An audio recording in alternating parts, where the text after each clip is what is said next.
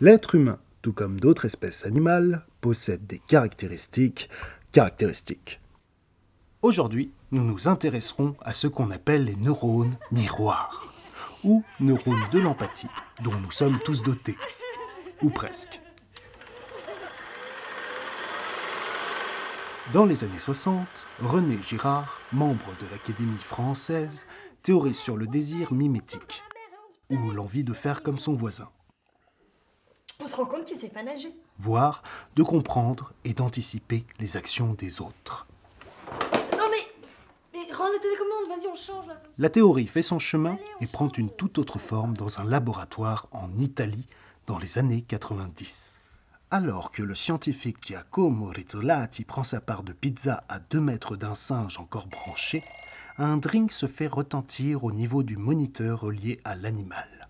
Interpellé, Giacomo remarque l'animal qui le fixe. Il redépose sa part de pizza doucement en ne le quittant pas des yeux, puis la reprend. Dring!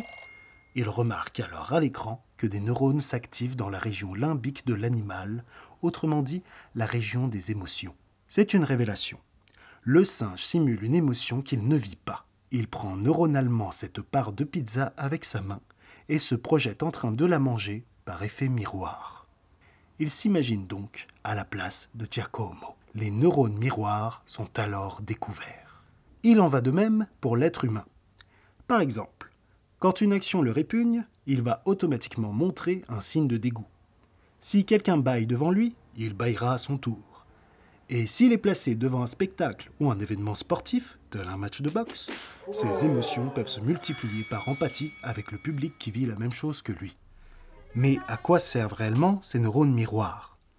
Ils permettent 3 choses. La contagion émotionnelle, comme nous avons pu le voir, pleurer, rire, bâiller, mais aussi le déchiffrage des émotions des autres par simple observation des contractions des muscles du visage. Et l'apprentissage par l'imitation.